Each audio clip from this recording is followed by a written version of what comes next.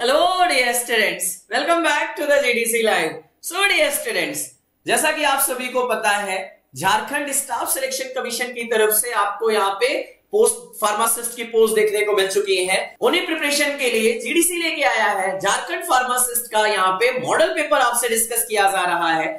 Already इसके 2 model paper हम discuss कर चुके हैं। आज हम बात करने वाले हैं मॉडल पेपर नंबर 3, जहां पे आपको different subjects from the different topics आपको देखने को मिलेंगे। इसमें शुरुआत करते हैं फ्रॉम द फार्माकोलॉजी और जूरिस्प्रूडेंस। ये 2 सब्जेक्ट मैं लेके चलूंगा। पहला क्वेश्चन फार्माकोलॉजी से देखिए, clinically used uricosuric agent is. Uricosuric agent क्या होते हैं? यूरिकोस्यूरिक एजेंट वो एजेंट होते हैं जो यूरिक एसिड का एक्सक्रीशन यूरिन में बढ़ाते हैं, उन्हें बोलते हैं यूरिकोस्यूरिक एजेंट। और यूरिकोस्यूरिक एजेंट 2 ही हमारे क्लिनिकली अप्रूव्ड हैं। एक है कहलाता है प्रोबेनासिड और दूसरा आता है सल्फेनपायराजोन। अब जरा ऑप्शंस देखो, डायजेपाम बेंजोडायजेपिन है, सल्फेनपायराजोन सही है, फिनाइल ब्यूटाजोन नहीं सर, ये तो नसेट क्लास में चला जाएगा, फेनिटोइन हाइडेंटोइन क्लास की ड्रग है। आपसे पूछा गया क्लिनिकली यूज्ड यूरिकोस्यूरिक एजेंट कौन सा है, तो आंसर है sulfinpyrazone is the correct answer. Uricosuric, probenecid and sulfinpyrazone. Which among the following is antihistaminic drug? इनमें से एंटीहिस्टामिनिक ड्रग कौन सी है? डाइफेनहाइड्रेमाइन, क्लोरडाइजेपॉक्साइड, पिलोकार्पिन, एम्फेटामिन। अब देखो, एंटीहिस्टामिनिक यानी फर्स्ट जनरेशन और सेकंड जनरेशन H1 ब्लॉकर को बोला जाता है। फर्स्ट जनरेशन में दीदी का पारा हाई, जिसमें डाइफेनहाइड्रामिन, डाइमेनहाइड्रेनेट, प्रोमेथाजिन, हाइड्रोक्सीजिन, ये सारी हम ड्रग बात करते हैं। फर्स्ट जनरेशन हाईली सेडेटिव की बात करते हैं, सो आंसर ये है। क्लोरडाइजेपॉक्साइड की बात करोगे तो बेंजोडाइजेपिन क्लास की ड्रग है। पिलोकार्पिन हमारी कोलिनर्जिक एगोनिस्ट में माइटोटिक एजेंट होती है। एम्फेटामिन की बात करेंगे, ये हमारी क्या है, इनडायरेक्टली एक्टिंग एड्रेनर्जिक ड्रग में आती है। सो आंसर क्या हो गया, डाइफेनहाइड्रामिन। और ये रहा हमारा एंटीहिस्टामिनिक ड्रग का classification first generation and second generation wise. यही मैंने आपसे बोला, दीदी का पारा हाई ट्रिक सहित लेके चलिएगा, आपको याद रहेंगे। सॉल्ब्यूटामॉल इज सॉल्ब्यूटामॉल, टर्ब्यूटालिन, सैलमेट्रॉल, फॉर्मेट्रॉल, ये सभी मेरे बीटा 2 एगोनिस्ट होते हैं। अल्फा पे नहीं, बीटा 2 पे काम करेंगे, मेनली ब्रोंकाई पे काम करते हैं। और ये सभी मेरे नॉन कैटेकोलेमिन डेरिवेटिव हैं, क्योंकि कैटेकोलेमिन डेरिवेटिव में हम क्या बोलते हैं, इंडोजिनस में हमारे क्या होते हैं, इंडोजिनस में हमारे आ जाते हैं एंड, और आईडी एक्सोजिनस की बात करते हो तो आईडी आ जाते हैं, यानी adrenaline, noradrenaline, dopamine, endogenous catecholamine, isoprenaline, dobutamine, exogenous catecholamine. जबकि अगर शीट की बात करेंगे, सॉल्ब्यूटामॉल, इफेड्रिन, एम्फेटामिन, टायरामिन, ये सभी हमारे क्या होते हैं, नॉन कैटेकोलेमिन डेरिवेटिव होते हैं। अब नॉन कैटेकोलेमिन बीटा एगोनिस्ट जी, कैटेकोलेमिन नहीं होंगे बीटा एगोनिस्ट तो ठीक होता, नॉन कैटेकोलेमिन बट अल्फा पे नहीं, तो राइट आंसर क्या हो गया, A answer is the correct answer. Non catecholamine है और बीटा एगोनिस्ट है, दीज आर द सॉल्ब्यूटामॉल। हाँ, मेनली ब्रोंकाई में, अस्थमा में इनका मेनली यूज किया जाता है, याद है ना। और meter dose inhaler, pressure meter dose inhaler में यूज किए जाते हैं। Cisapride belong to the class of, cisapride किस क्लास की ड्रग होती है भाई, सिंपल, ये हमारी एंटीएमेटिक क्लासिफिकेशन में आती है। और मेनली अगर मैं बात करूंगा 5-HT4 एगोनिस्ट होती है, जो हमारे पेरिस्टालसिस मूवमेंट को इंक्रीज कर देती है, यानी प्रोकाइनेटिक ड्रग कहलाती हैं। ऑप्शन देखो, 5-HT antagonist, H1 antihistaminic, neuroleptic, D2 blocker आएंगे, तो prokinetic is the correct answer, जो हमारे पेरिस्टालसिस मूवमेंट को बढ़ाते हैं। Enhance gastrointestinal motility, metoclopramide, domperidone, cisapride, mosapride, ये सभी मेरी क्या कहलाती हैं, प्रोकाइनेटिक ड्रग कहलाती हैं। 5-HT3 antagonist used as the antiemetic agent, कौन सा 5-HT3 एंटागोनिस्ट यहाँ पे एंटी-एमिटिक एजेंट के रूप में काम कर रहा है। और 5-HT3 एंटागोनिस्ट ऑन्डेनसेट्रॉन, ग्रेनिसेट्रॉन, 2 ही ड्रग है। और इनमें से भी आपको पता है कि इनसे क्वेश्चन क्या पूछा जाता है, which of the following antiemetic is the drug of choice for the chemotherapy induced vomiting. अगर किसी पर्सन को कीमो दिया गया है और उसमें अगर वोमिटिंग हो रही है तो उस केस में ऑन्डेनसेट्रॉन और ग्रेनिसेट्रॉन हमारी ड्रग ऑफ चॉइस बन जाती है। सो ऑन्डेनसेट्रॉन, डोमपेरिडोन तो हमारी प्रोकाइनेटिक हो गई, सीसाप्राइड भी प्रोकाइनेटिक हो गई। सो करेक्ट आंसर क्या हो गया? ऑन्डेनसेट्रॉन इज द करेक्ट आंसर, जो हमारे सीटीजेड एनटीएस सेंटर पे जो 5HT3 रिसेप्टर प्रेजेंट होते हैं उनको ब्लॉक करती है। एल्डोस्टेरॉन एंटागोनिस्ट कौन सी है भाई? Spironolactone. Aldosterone antagonist that is the spironolactone. Amiloride triamterene की बात करोगे, हाँ पोटेशियम स्पेरिंग डायरेटिक में है, लेकिन renal epithelium sodium channel blocker पे काम करती है। मैनिटॉल ऑस्मोटिक डायरेटिक होती है। एसिटाजोलामाइड हमारी कार्बोनिक एनहाइड्रेज एंजाइम इनहिबिटर होती है। सो स्पाइरनोलैक्टोन एंटागोनिस्ट तो एल्डोस्टेरॉन एंटागोनिस्ट हमारा कौन सा है? स्पाइरनोलैक्टोन ही होगी, जो हमारे मिनरलोकॉर्टिकॉइड एल्डोस्टेरॉन रिसेप्टर से बाइंड करके उसको इनहिबिट कर देगी, जिससे एल्डोस्टेरॉन हमारा सोडियम एंड वाटर रिटेंशन नहीं कर पाएगा और यूरिनेशन होने लग जाएगा। Which of the following drug act as the ulcer protective agent? जब अल्सर की बात करते हैं तो अल्सर प्रोटेक्टिव एजेंट के रूप में हमारे यहां पे दो ड्रग काम करती हैं। पहला सुक्राल्फेट और दूसरा हमारी आती है कोलोइडल बिस्मथ सब्सट्रेट यानी सीबीएस। सुक्राल्फेट का पॉलीमराइजेशन होता है एसिडिक पीएच पे, और वहां पे वो क्या, जब अल्सर वाले एरिया में प्रोटेक्टिव लेयर फॉर्म कर लेता है बिलो द 5.5 पीएच के नीचे की बात करेंगे। इसीलिए तो कहा जाता है कि सुक्राल्फेट को और एंटासिड को कभी साथ में नहीं लेना चाहिए, अदरवाइज हमारा सुक्राल्फेट का अल्सर प्रोटेक्टिव एक्शन नहीं होगा। सोडियम सिट्रेट की बात करूंगा, ये तो एंटासिड हो गया। एम्ब्रेक्सोल हमारा कफ में यूज होता है म्यूकोलाइटिक एजेंट के रूप में। Sucralfate is the correct answer. Cimetidine मेरा H2 ब्लॉकर होता है जो अल्सर में यूज किया जाता है, लेकिन H2 रिसेप्टर को ब्लॉक करके। तो आंसर क्या हो गया? Sucralfate. Yes, ulcer protective sucralfate and colloidal bismuth substrate की बात करेंगे। विच of the following drug causes antiplatelet effect? Antiplatelet drug already मैंने आपको पहले भी बताया है। जैसे अगर मैं बात करूंगा, क्लोपिडोग्रिल मेरी आ जाएगी जो P2Y12 रिसेप्टर पे काम करती है। अगर मैं बात करूंगा, देखो इरिथ्रोपोइटिन जो इरिथ्रोपोइसिस को हेल्प करती है। इरिथ्रोपोइटिन हमारा एक हार्मोन होता है जो किडनी से रिलीज होता है। यूरोकाइनेज जो हमारे थ्रोम्बाई को ब्रेक डाउन करते हैं तो थ्रोम्बोलिटिक एजेंट कहलाते हैं।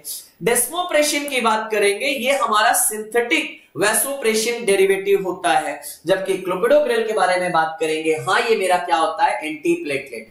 तो थ्रोम्बोक्सिन सिंथेस इनहिबिटर, एस्पिरिन भी एंटीप्लेटलेट है। डाइपिरिडामोल प्लेटलेट सीएमपी इनहेंसर भी मेरी है। P2Y12 receptor blocker ticlopidine clopidogrel आ जाती है। GP2B3A रिसेप्टर एंटागोनिस्ट एप्सिक्सिमैब और प्रोस्टासाइक्लिन एनालॉग इकोप्रोस्टेनॉल भी मेरी ड्रग यहां आती है। Buspirone an anti anxiety drug act on. Buspirone क्या है? एंटी एंजाइटी ड्रग है। किस रिसेप्टर पे काम करती है? 5HT1A रिसेप्टर पे ये मेरा एज अ पार्शियल एगोनिस्ट का काम करती है। बुस्पिरोन की बात करेंगे, और हाँ ये एंजाइटी में यूज की जाती है। So buspirone anti anxiety drug act on GABA नहीं, बेंजोडाइजेपिन नहीं, D2 पे तो बिल्कुल नहीं, 5HT1A रिसेप्टर पे पार्शियल एगोनिस्ट के रूप में काम करती है। तो हाँ ये चीज आप जरूर एक बार याद रखिएगा। और इसमें एंटी कन्वल्सन जैसी कोई प्रॉपर्टी नहीं होती है। Hypnotic drug are used to treat. भैया हिप्नोटिक ड्रग वो होती है जो स्लीप इंड्यूस करती हैं, तभी तो उसको हिप्नोटिक बोला जाता है, हिप्नोसिस प्रोड्यूस करती है। अब कब देंगे? ऑब्वियसली जब किसी पर्सन का स्लीप डिसऑर्डर हो रखा है। तो साइकोसिस में तो नहीं, वो तो न्यूरोलेप्टिक ड्रग आ जाएगी। स्लीप डिसऑर्डर में, हाँ जी करेक्ट आंसर है, स्लीप डिसऑर्डर के लिए हिप्नोटिक ड्रग दी जाती है। जबकि सेडेटिव ड्रग हमारा एंजाइटी को रिड्यूस करने के लिए, सेडेशन कॉज कराने के लिए दी जाती है। So sedative that induce that sedation और hypnotic that induce the sleep, ये दोनों चीजें जरूर एक बार ले लीजिएगा।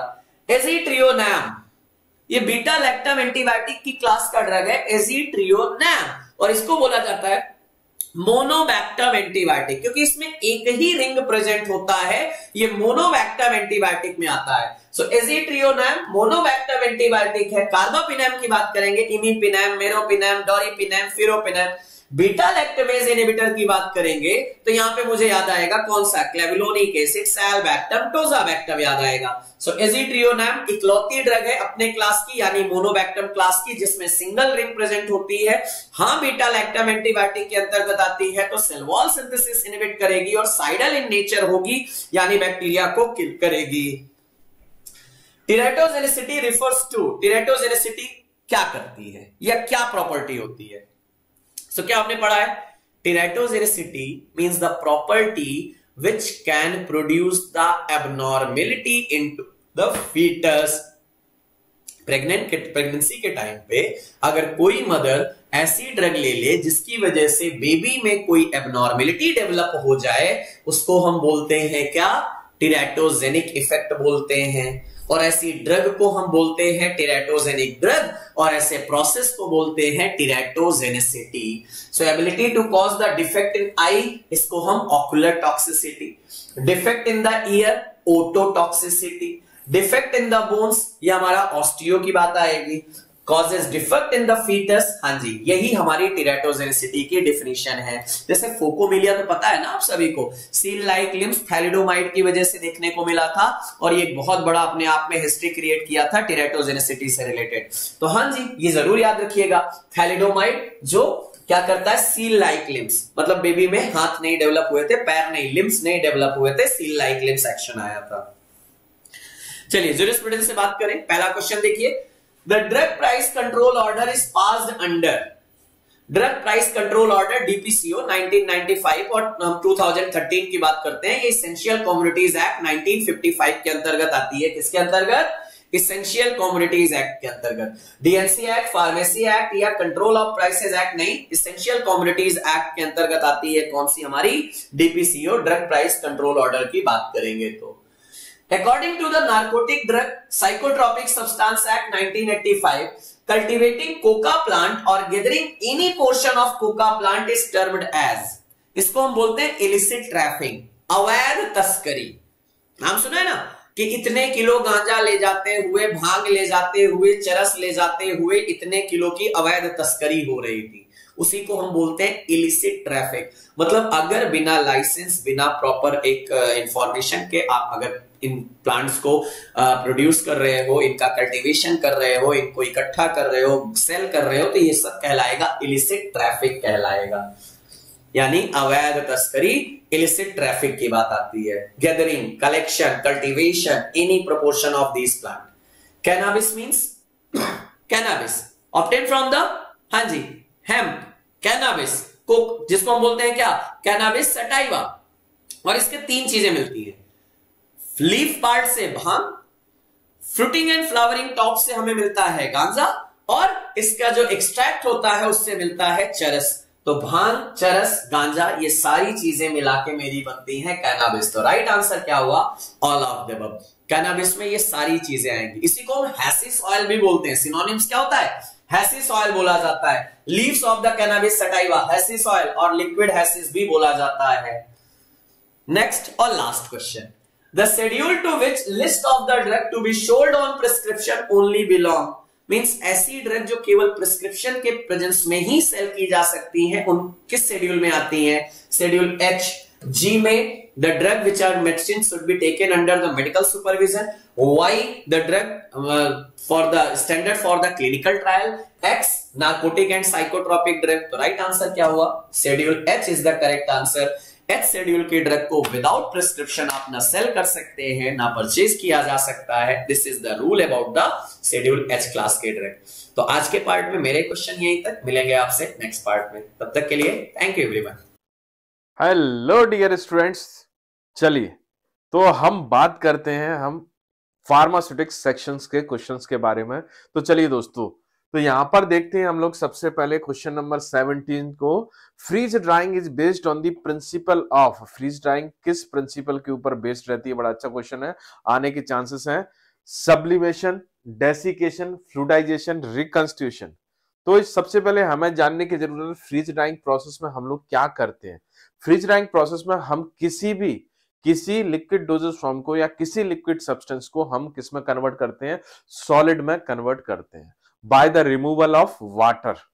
तो वाटर को रिमूव करने के लिए हमें यहाँ पर सब्लिमेशन प्रोसेस को यूटिलाइज करना पड़ता है। कौन सी दोस्तों? सब्लिमेशन प्रोसेस को यूटिलाइज करना पड़ता है। यहां पर अगर बात करें तो freeze drying process also called lyophilisation process, और यहां पर इसका जो बेसिक जो प्रिंसिपल होता है वो सब्लिमेशन प्रिंसिपल होता है। तो डेफिनेटली इस क्वेश्चन का जो करेक्ट आंसर होगा वो आंसर होगा ए, सब्लिमेशन। चलिए आंसर चेक करते हैं। What is the right answer of this question? Yes, A is the right answer. तो आप देख सकते हैं फ्रीज ड्राइंग को हम लाइफलाइजेशन के नाम से भी जानते हैं, और ये सिस्टम में से सॉल्वेंट को रिमूव करने का काम करती है प्रोसेस, और इसके थ्रू जो पाउडर हमें मिलता है लास्ट में वो आपका सॉल्वेंट लविंग होता है, इसलिए इस प्रोसेस को हम लाइफलाइजेशन के तौर पर जाते हैं।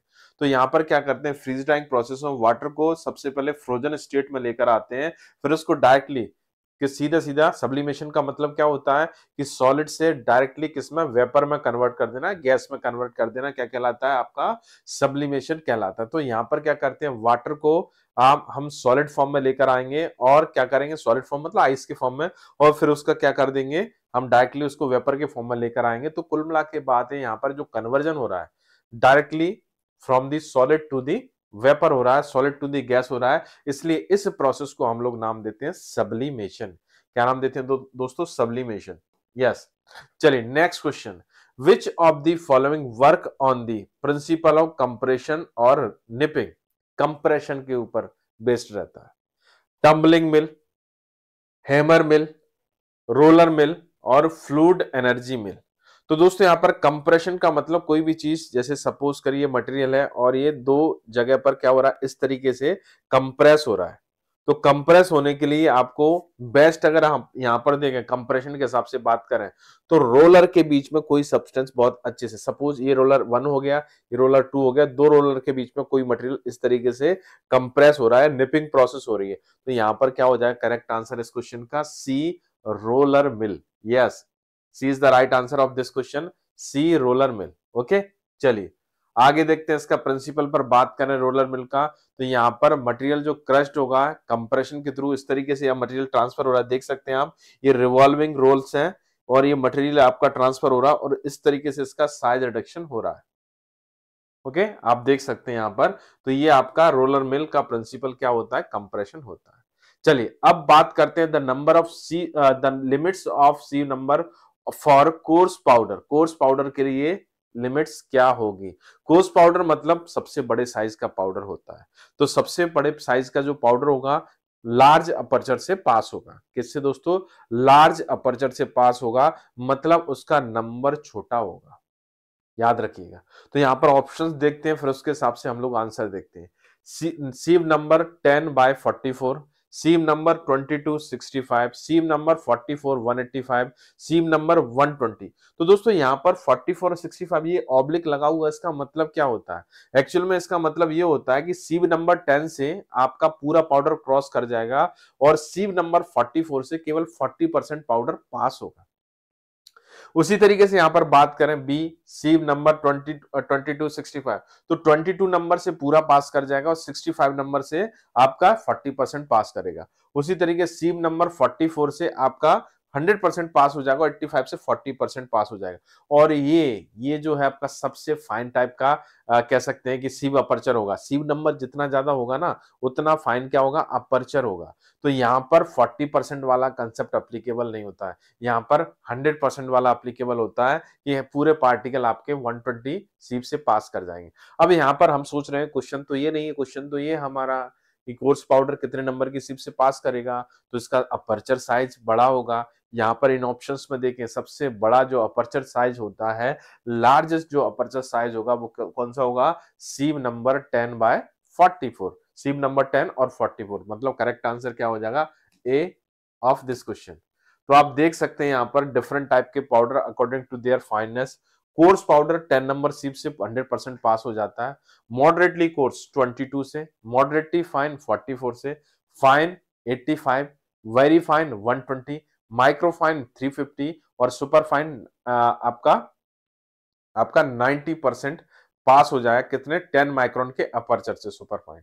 तो आप देख सकते हैं फाइन तक आप देख सकते हैं 40% वाला कंसेप्ट अप्लीकेबल होता है। तो यहां पर कोर्स पाउडर है, मतलब बड़ी साइज की सीप से पास होगा कोर्स पाउडर। यस, आगे चलते हैं। Air tight container are used for, air tight container. Air tight container का मतलब क्या होता है? किसी टाइप के एयर का एक्सचेंज ना होना, वेपर का एक्सचेंज ना होना, मतलब कंटेनर के अंदर जो कंटेंट है वो बाहर ना आ सके वेपर, और एटमॉस्फेरिक वेपर है वो अंदर ना जा सके, इसको बोलते हैं एयर टाइट कंटेनर। तो एयर टाइट कंटेनर का अगर जो प्रिंसिपल बेसिकली एप्लीकेबल होता है उसको हम ऑप्शंस के हिसाब से चेक करते हैं। Liquid preparation, capsule, injectable preparations और टैबलेट्स। तो यहां पर बात करें कि एयर टाइट, एयर से नुकसान किस टाइप की प्रिपरेशन में ड्रग को सबसे ज्यादा हो सकता है? अगर हम बात करें इन पूरी प्रिपरेशन में, हालांकि एयर नुकसान पहुंचा सकती है, लॉस कर सकती है, लेकिन अगर हम यहां पर बात करें तो कैप्सूल टैबलेट एकदम से सॉलिड डोजेस फॉर्म है। तो यहां पर इसको हम जो सिंपल जो पैकेजिंग करते हैं, एल्युमिनियम फॉइल पैकेजिंग करते हैं, हालांकि इसको हम ग्लास प्लास्टिक के कंटेनर में भी रखते हैं। तो यहां पर एयर टाइट होने का कोई बाउंडेशन नहीं होता, ठीक है, एयर कांटेक्ट में आएगी लेकिन एयर टाइट जैसा चीज नहीं होगी। लिक्विड प्रिपरेशन में भी ऐसा होता है कि हाँ चलेगा, एयर टाइट नहीं होगा तब भी चलेगा। लेकिन इंजेक्टेबल प्रिपरेशन के बारे में यदि हम बात करें, किसके बारे में दोस्तों? इंजेक्टेबल प्रिपरेशन के बारे में बात करें तो यहां पर स्पेशल अगर बात करें तो आपको एयर टाइट कंटेनर या फिर कह सकते हैं कि इस स्पेशल टाइप के कंटेनर में रखना पड़ेगा, क्योंकि ये प्रिपरेशन हाईली ससेप्टेबल होती है डिग्रेडेशन के लिए और स्पेसिफिक होती है, क्योंकि ये डायरेक्टली आपके ब्लड में पहुंचाई जाएंगी, ब्लड में या किसी टिश्यू में पहुंचाई जाएंगी। अगर किसी टाइप का कंटामिनेशन होगा, एयर के थ्रू अगर कोई कंटामिनेशन होगा तो आपके ब्लड में पहुंच सकता है। और इनमें कंटामिनेशन पहुंच भी गया तो ये ओरल रूट से लिए जाएंगे तो इतना प्रॉब्लम नहीं होगा। लेकिन यहां पर अगर कंटामिनेशन पहुंचता है तो प्रॉब्लम क्रिएट कर सकता है। इसलिए यहां पर इस क्वेश्चन का जो आंसर होगा वो होगा C, answer of this question. Yes, C is the right answer of this question. तो आप देख सकते हैं यहां पर ये आपका एयर टाइट कंटेनर एक तरीके से वायल्स वैसे, ठीक है। तो यहां पर क्या होता है, किसी टाइप का गैस, लिक्विड और सॉलिड का एस्केप नहीं होता, किससे? आपके प्रिपरेशन से, ना ही कोई एंटर कर सकता। ओके, चलिए आगे बढ़ते हैं। 21st question, viscous liquid preparation used orally for the relief cough. सबसे इंपॉर्टेंट चीज विस्कस लिक्विड प्रिपरेशन, और किस में यूज कर रहे हैं हम? कफ के रिलीज में, हम कफ के रिलीफ में हम इसको यूज कर रहे हैं। तो सबसे पहले देखिए, कोई भी क्वेश्चन को सॉल्व करते हैं तो मार्क कर देते हैं। तो मार्क करने से क्या होता है, हमें थोड़ा ये रहता है कि उसके कीवर्ड से हमें क्वेश्चन तक पहुंचने, क्वेश्चन के आंसर तक पहुंचने में बहुत हेल्प मिलती है। Viscous liquid preparation oral use, ठीक है ना, कैसा? ओरली आप इसको यूज कर रहे हो और कफ के रिलीफ में यूज कर रहे हैं। गार्गल्स, गार्गल्स हालांकि थ्रोट इन्फेक्शन में यूज करते हैं, लेकिन इसको हम एक्सटर्नली यूज करते हैं, इनटेक नहीं करते हैं। और ये डाइल्यूट प्रिपरेशन होती है, एक तरीके से बहुत थिक नहीं होती। ड्रॉप्स अगर बात करें तो ड्रॉप ओरल प्रिपरेशन होती है, लेकिन कफ के रिलीफ में यूज नहीं करते, दूसरे पर्पज के यूज करते हैं, विटामिन के एडमिनिस्ट्रेशन के लिए, आयरन के एडमिनिस्ट्रेशन के लिए हम इसको यूज करते हैं। एलिक्सर के बारे में बात करें, एलिक्सर आपकी हाइड्रो एल्कोहलिक प्रिपरेशन होती है। कैसी होती है दोस्तों? हाइड्रो एल्कोहलिक प्रिपरेशन होती है, और ये आपकी विस्कस नहीं होती। कैसी होती है? आपकी आपकी थोड़ी सी डाइल्यूट प्रिपरेशन होती है। चलिए, तो यहां पर एक ऑप्शन बचता है हमारे पास, डी। लिंचेस आपकी विस्कस प्रिपरेशन होती है, ओरली इसको यूज करते हैं और कफ के रिलीफ में बेसिकली यूटिलाइज की जाती है। तो सारी प्रॉपर्टी मैच कर रही है किस ऑप्शन से? ऑप्शन डी से, लिंचेस। तो linctuses are those preparation which having viscous properties and used orally to relieve the cough. Correct answer D, right answer of this question is D. चलिए, तो आप देख सकते हैं लिंचेस की जो प्रॉपर्टीज है, विस्कस और लिक्विड प्रिपरेशन होती है, तो कफ के रिलीफ के लिए प्रिस्क्राइब की जाती हैं, और इसमें हाई कंसंट्रेशन में सुक्रोज होता है, जिसके कारण थोड़ा सा इसका विस्कोसिटी थोड़ी सी ज्यादा होती है, और इसको हम सिप कर करके यूज करते हैं, ताकि क्या होता है कि ये आपके जो आपका जो थ्रोट इन्फेक्शन है या कफ है, कफ का जो रीजन है, उसके कॉन्टेक्ट में अगर आपकी रेमेडी अगर आती है तो डेफिनेटली उससे आपको ज्यादा एडवांटेज होगा। चलिए आगे बढ़ते हैं। विच of the following is not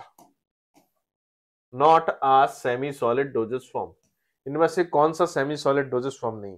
ointment तो पक्का वाला सेमी सॉलिड डोजेस फॉर्म होता है, क्रीम्स तो आपकी सेमी सॉलिड इमल्शंस होती हैं, पेस्ट भी क्या होता है आपका अच्छा खासा thick stiff semi solid doses form होता है। ये तो तीनों क्या होते हैं आपके सेमी सॉलिड हैं, ये तीनों सेमी सॉलिड डोजेस फॉर्म है।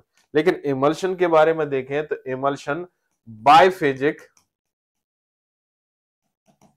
हेट्रोजीनस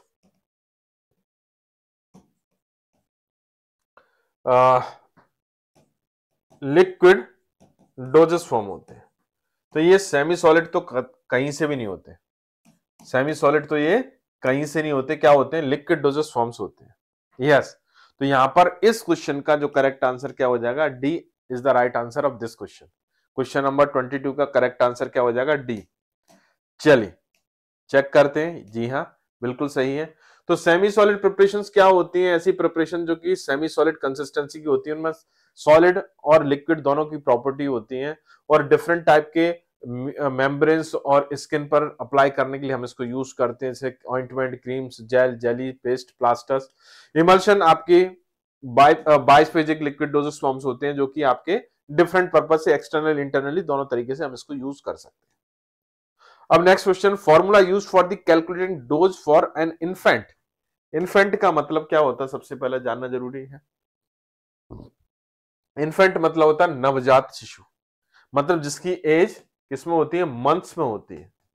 किसमें होती है, मंथ्स, लेस देन 1 ईयर। ठीक है, मंथ्स होती है लेस देन 1 ईयर। तो यहां पर देखते हैं कि इन्फेंट के लिए कौन सा फार्मूला यूज करते हैं। डिलिंग फार्मूला इन्फेंट के लिए यूज नहीं किया जाता है, आपके मतलब चाइल्ड के लिए यूज करते हैं, इन्फेंट के लिए बिल्कुल यूज नहीं करते। क्लार्क फार्मूला जो होता है आपका बॉडी वेट के ऊपर बेस्ड रहता है और इन्फेंट के लिए भी यूज नहीं करता। कॉलिंग फार्मूला ये भी आपका चाइल्ड्स के लिए यूज करते हैं, इन्फेंट के लिए यूज नहीं करते। अब बचता है हमारे पास कौन सा, option D, Freud's formula. Freud's formula जो होता है आपका इन्फेंट के लिए यूज करते हैं, तो इसमें आता है आपका age in months, age in months upon 150 multiply adult dose.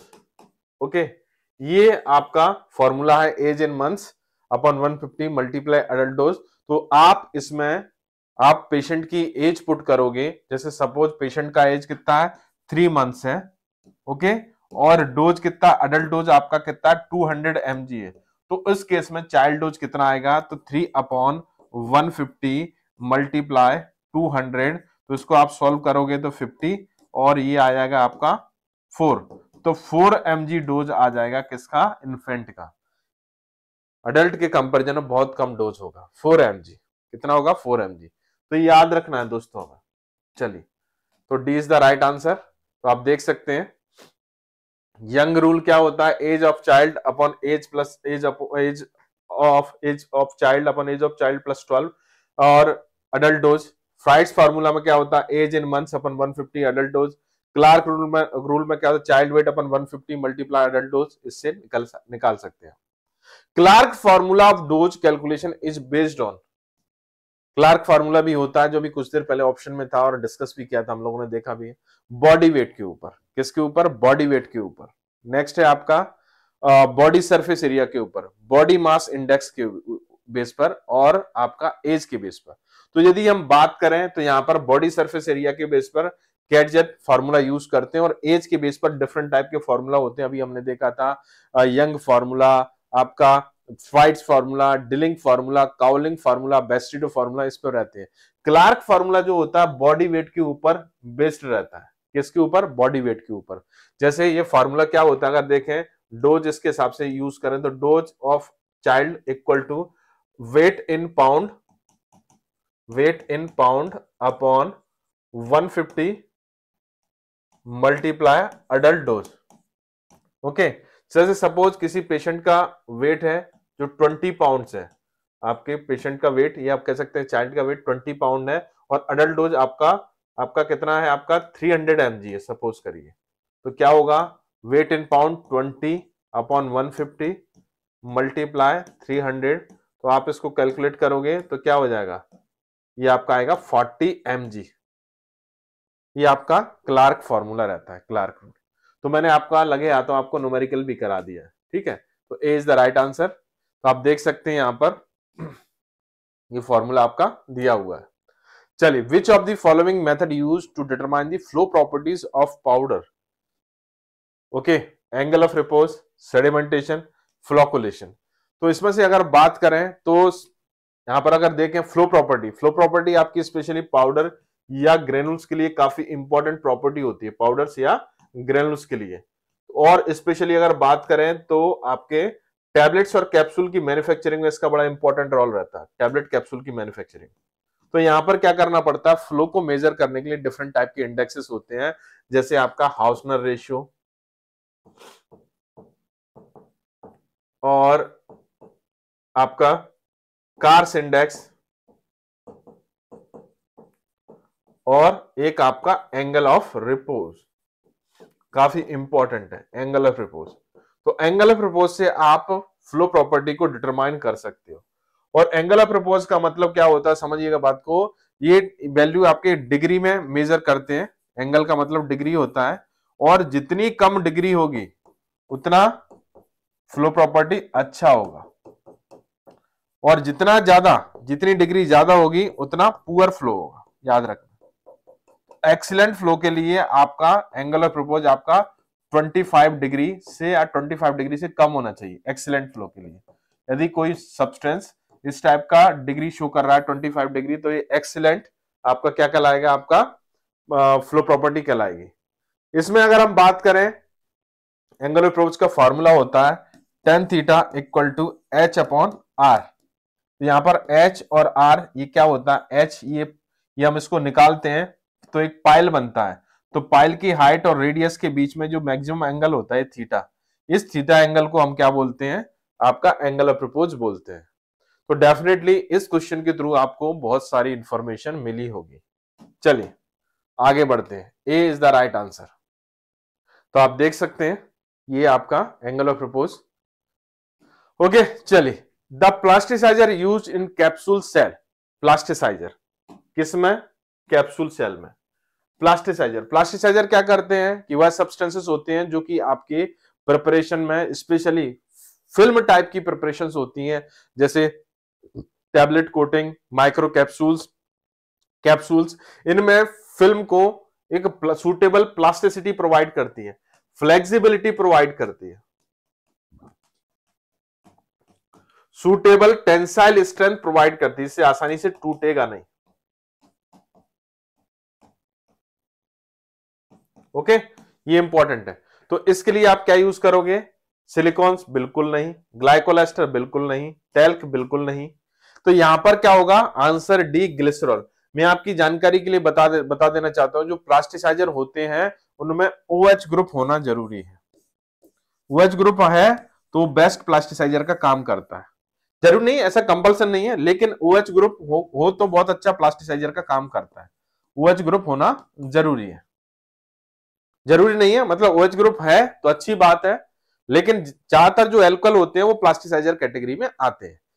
Okay, याद रखने का तरीका है, D is the right answer. चलिए नेक्स्ट क्वेश्चन पर चलते हैं। आप देख सकते हैं यहाँ पर प्लास्टिसाइजर, ग्लिसरॉल के अलावा और भी प्लास्टिसाइजर होते हैं, जैसे ग्लाइकॉल्स और आपके क्या बोलते सॉर्बिटॉल, ये भी आपके प्लास्टिसाइजर का काम करते हैं। प्लास्टिसाइजर का अमाउंट जितना ज्यादा होता है, फ्लेक्सिबिलिटी उतनी ज्यादा बढ़ती है, सॉफ्टनेस उतनी ज्यादा बढ़ती चली जाती है। चलिए आगे बढ़ते हैं, next question. Unequal distribution of colour on a colour tablet. Unequal distribution of colour, ये film defect sorry tablet defect से लिया गया है। Unequal distribution of colour on the tablet. Option A chipping, option B lamination, option C mottling और option D picking. तो दोस्तों यहां पर बड़ी सिंपल सी चीज है, अगर मैं आपको बताना चाहूंगा कि यहां पर अनइक्वल डिस्ट्रीब्यूशन ऑफ कलर का मतलब क्या होता है, उससे पहले हमें इन ऑप्शंस को देखना पड़ेगा। कैपिंग क्या होता है, कैपिंग मतलब पार्शियल और complete separation of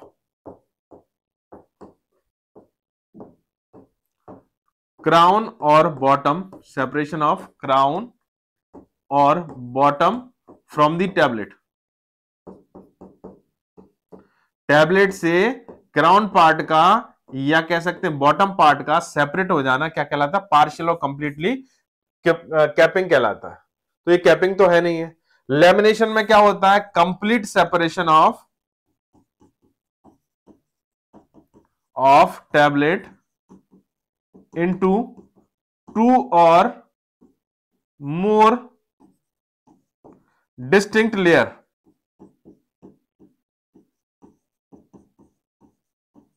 called the lamination. अब उसके बाद है पिकिंग. पिकिंग का मतलब क्या होता है कि आपका adherence of the tablet mass onto the punch faces. तो देखिए अगर क्वेश्चन के हिसाब से देखें अभी तक एक भी आंसर हमें मैच नहीं कर रहा, ये भी नहीं मैच कर रहा, ये भी नहीं मैच कर रहा, ये भी नहीं, तो क्या होगा आंसर? सी होगा. मॉटलिंग का मतलब होता है unequal distribution of colour on the tablet. ये एक टैबलेट डिफेक्ट है. कैपिंग, लैमिनेशन, पिकिंग भी टैबलेट डिफेक्ट होते हैं, लेकिन हमने इनको जानना इसलिए जरूरी था क्योंकि इस क्वेश्चन के माध्यम से हमें ये क्लियर हो जाएगा कि कैपिंग क्या होता है, लैमिनेशन क्या होता है, मॉटलिंग क्या होता है और पिकिंग क्या होता है. तो mottling is the right answer of this question. चलिए चेक करते हैं. जी हाँ, सी इज द राइट आंसर. तो आप देख सकते हैं capping, lamination, picking, sticking, double impression, mottling और चिपिंग, ये सब प्रॉब्लम होती है, टैबलेट के डिफेक्ट्स होते हैं. चलिए आगे बढ़ते हैं. The following compound are used as a binder and adhesive. Binder and adhesive दोनों का काम करता है, लेकिन यहां पर लगा एक्सेप्ट. तो मतलब कौन काम नहीं करता, ठीक है, याद रखिए. तो यहां पर पूछा गया है कि एक्सेप्ट मतलब ऐसा कौन सा सब्सटेंस है जो बाइंडर एडेसिव का काम नहीं करता. अकेशिया करता है, स्टार्च करता है, सेलुलोज डेरिवेटिव करते हैं, लेकिन स्टेरिक एसिड नहीं करता. Stearic acid is lubricant. ये क्या होता है? लुब्रिकेंट होता है. क्या होता है? लुब्रिकेंट. ये बाइंडर या एडेसिव प्रॉपर्टी शो नहीं करता. तो यहां पर दोस्तों इसका करेक्ट आंसर क्या हो जाएगा? C is the right answer of this question. चलिए देखते हैं. C is the right answer of this question. तो आप देख सकते हैं यहां पर डिफरेंट टाइप के बाइंडर्स और एडेसिव जैसे natural gum, cellulose derivative, natural proteins, glucose, starch paste and synthetic polymer दिए गए हैं, लेकिन कहीं भी स्टेरिक एसिड का नाम नहीं दिया गया. तो इसलिए करेक्ट आंसर क्या हो जाएगा? Stearic acid. चलिए अब ड्रग स्टोर और बिजनेस मैनेजमेंट के क्वेश्चंस देखते हैं. चलिए question number 29. One of the following is not a fixed shop large scale retailer. देखिए कौन सी फिक्स्ड शॉप है और लार्ज स्केल रिटेलर नहीं है. Mail order business, hire purchase shop, cooperative stores और स्पेशलिटी शॉप. तो यहां पर ये मेल ऑर्डर बिजनेस होता है आपका फिक्स्ड, जो fixed shop large scale retailer, higher purchase shop भी होता है, कोऑपरेटिव स्टोर भी होता है, लेकिन स्पेशलिटी शॉप्स नहीं होते. स्पेशलिटी जो शॉप्स रहती है ना वो नहीं होते, स्पेशलिटी वाली शॉप्स रहती हैं वो नहीं होती. तो करेक्ट आंसर क्या हो जाएगा? D is the right answer of this question. Yes, D is the right answer. तो आप देख सकते हैं fixed shop retailer, small scale retail shop और लार्ज स्केल रिटेल शॉप. तो स्मॉल स्केल में कौन सा? Street stall holder, second hand good seller, general store, single line और स्पेशलिटी स्टोर. ये क्या सिंगल स्केल रिटेल शॉप है, तो उसमें स्पेशलिटी स्टोर आ गया. लेकिन लार्ज स्केल में बात करें, क्वेश्चन में लार्ज स्केल पूछा गया तो departmental store, multiple shop and chain shops, mail order business और कंज्यूमर कोऑपरेटिव स्टोर्स. चलिए question number 30. An industry manufacturing a chemical by a standardised chemical reaction is called processing industry, analytical industry, extractive industry और synthetic industry. सीधा सा answer है इसमें synthetic industry, क्योंकि यहां पर मैन्युफैक्चरिंग के बारे में बात कर रहा है, केमिकल की मैन्युफैक्चरिंग के बारे में बात हो रही है, तो यहां पर क्या होगा? सिंथेटिक इंडस्ट्री कहलाएगा. तो आप देख सकते हैं यहां पर industry, primary industry, secondary industry, tertiary industry. तो प्राइमरी इंडस्ट्री में जेनेटिक इंडस्ट्री और एक्सट्रैक्टिव इंडस्ट्री आती है, वहीं सेकेंडरी इंडस्ट्री में आपका मैन्युफैक्चरिंग इंडस्ट्री और कंस्ट्रक्शन इंडस्ट्री आती है, और यहां पर मैन्युफैक्चरिंग में एनालिटिकल, सिंथेटिकल, प्रोसेसिंग और असेंबलिंग इंडस्ट्री आएगी. चलिए तो दोस्तों ये था हमारा फार्मास्यूटिक्स सब्जेक्ट का डिस्कशन, या कह सकते हैं फार्मास्यूटिक्स सब्जेक्ट के क्वेश्चंस का डिस्कशन. चलिए आगे के डिस्कशंस के लिए हम नेक्स्ट टीचर्स के पास चलते हैं. तब तक अपना ध्यान रखिए और पढ़ाई करते रहिए. Thank you. हॉस्पिटल फार्मेसी से कुछ एमसीक्यू सॉल्व करेंगे. चलिए देखते हैं जो कि आपके एग्जाम के लिए हेल्पफुल रहेगी. PTC stands for. ठीक है, PTC का क्या कुछ मतलब है ये हम यहाँ पर डिस्कस करने वाले हैं. ऑप्शन जैसे कि आप देख सकते हैं दिया गया है pharmacy therapeutic course, polio therapy committee, pharmacy therapeutic committee, pharmacy technical committee. तो क्या होगा, पीटीसी का फुल फॉर्म यहाँ पर तो बात करेंगे तो फार्मेसी थेरेपेटिक कमेटी ये होता है। ये एक प्रकार की ऐसी कमेटी है जहाँ पर मेडिकल स्टाफ और फार्मेसी स्टाफ की क्या होती है, एक ग्रुप है कह सकते हैं। कमेटी मीन समझ लीजिए क्या है, एक प्रकार की ग्रुप है जो कि डिस्कस करती है कौन सी चीज़ों के लिए, कोई भी मेडिकल रिगार्डिंग जो कह सकते हैं एक प्रकार की मीटिंग होगी जो कि अच्छा हो अपने मेडिकल फील्ड के लिए, कि क्या कुछ किस प्रकार से डोज रेजिमेंट बनाया जाए, किस प्रकार से काउंसलिंग हुआ जाए पेशेंट का, किस प्रकार से हम और भी इजी वे में चीज़ों को कर सके। इजी में इट मीन्स कैसे केयर करना है, जैसे कि पेशेंट का काउंसलिंग की बात कर लीजिए, है ना, और जो भी डोजेज हैं या फिर उनके ट्रीटमेंट की रिगार्डिंग जितने भी चीज़ें हैं, तो ये क्या होती है, मेडिकल स्टाफ और फार्मेसी स्टाफ की एक कमेटी होती है जिसे हम क्या कहते हैं, फार्मेसी थेरेपेटिक कमेटी कहा जाता है, जहाँ पर जो भी मेडिकल स्टाफ की चीज़ें हैं वो सारी चीज़ें यहाँ पर क्या होती है फिर डिस्कस होकर जो भी अच्छी चीज़ों के लिए फिर रिजल्ट ये देते हैं। तो ये क्या होते हैं, मेडिकल स्टाफ फार्मेसी स्टाफ के बीच की ग्रुप है कह सकते हैं, एक ऑर्गेनाइजेशन है, ठीक है, जहाँ पर मेडिकल स्टाफ फार्मेसी डिपार्टमेंट दोनों ही क्या रहते हैं, कंबाइंड, जैसे कि फिजिशियंस हो गए, फार्मासिस्ट हैं और अदर जितने भी मेडिकल प्रोफेशन के जो स्टाफ मेंबर हैं वो सभी इसमें होते हैं। गाइडलाइन इनकी रहती है, उनके अकॉर्डिंग क्या किया जाता है, जैसे कि सिलेक्शन करना है कोई डोज हो गया, उनका डिस्ट्रीब्यूशन हो गया, उनका इवेल्युएशन करना है, तो इन सभी किस प्रकार से ज़्यादा सेफ्टी मार्जिन को बढ़ा सके, है ना, जो प्रोसीजर है उसको किस प्रकार से फॉलो करें, इन सारी चीज़ों के बारे में फिर वहाँ पर क्या होता है, सारी चीज़ें अच्छे से डिस्कस की जाती है। तो ये क्या होती है, फार्मेसी थेरेपेटिक कमेटी होती है, पीटीसी का मतलब। आगे चलते हैं, World Health Organisation recommended a control strategy for TB known as, ठीक है, टीबी के लिए वर्ल्ड हेल्थ ऑर्गेनाइजेशन, ठीक है, आप सभी जानते हैं WHO क्या है, वर्ल्ड हेल्थ ऑर्गेनाइजेशन, जहाँ पर पूरे वर्ल्ड में जो भी कोई डिसीज डिसऑर्डर है तो इनके प्रिवेंशन ट्रीटमेंट इनके लिए क्या किया जाता है, जो भी कदम उठाना है, तो यही क्या है, एक ऑर्गेनाइजेशन बॉडी है जो कि पूरे मेडिकल जितने भी कह सकते हैं जो भी चीज़ें होती हैं वर्ल्ड में मेडिकल रिगार्डिंग, उनका क्या है, उनका ही दायित्व है कि वो सारी चीज़ों को संभालें। तो जैसे कि टीबी कह सकते हैं ना, ट्यूबरकुलोसिस, तो इनके लिए वर्ल्ड हेल्थ ऑर्गेनाइजेशन ने एक स्ट्रेटजी बनाई है कह सकते हैं, जो कि जिसके रिगार्डिंग क्या होता है, जिससे उस ट्रीटमेंट को स्ट्रेटजी को हम फॉलो करें तो वो ईजी वे में क्या होता है, क्योर होता है कह सकते हैं टीबी का।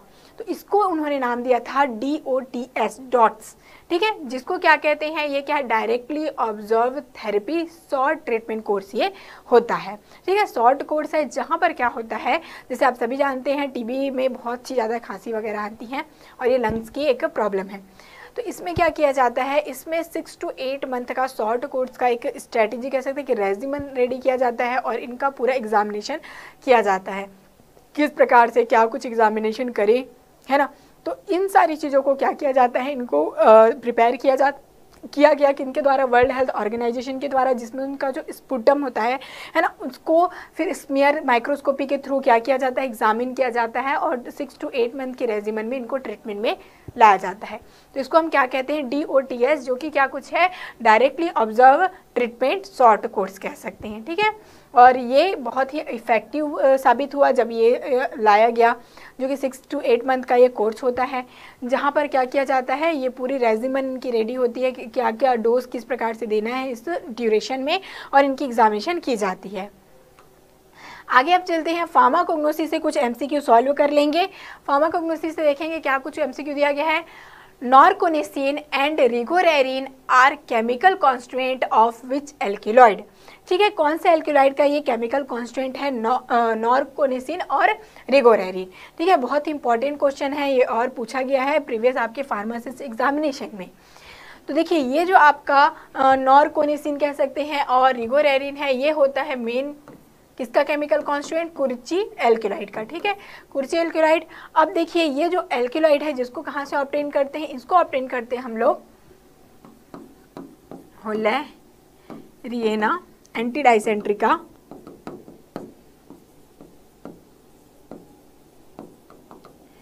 एंटीडाइसेंट्रिका फैमिली क्या है, एपोसाइनेसी, ठीक है, फैमिली इसकी है एपोसाइनेसी फैमिली से ये बिलोंग करते हैं। कुर्ची बार्क, ये बार्क पार्ट का इनका यूज़ करते हैं, कुर्ची बार्क भी कहा जाता है, होलेरियन अभी इसको कहा जाता है। और ये क्या किस प्रकार से यूज़ होता है, तो ये होता है आपका हेपेटोप्रोटेक्टिव, मीन्स लीवर, जो लीवर है उनके कोई भी डिसीज डिसऑर्डर है उनके ट्रीटमेंट में लीवर को प्रोटेक्ट ये करता है। इनमें बहुत ही अच्छी एक क्या है प्रॉपर्टी होती है जो कि क्या है हेपेटोप्रोटेक्टिव प्रॉपर्टी ये रखती हैं।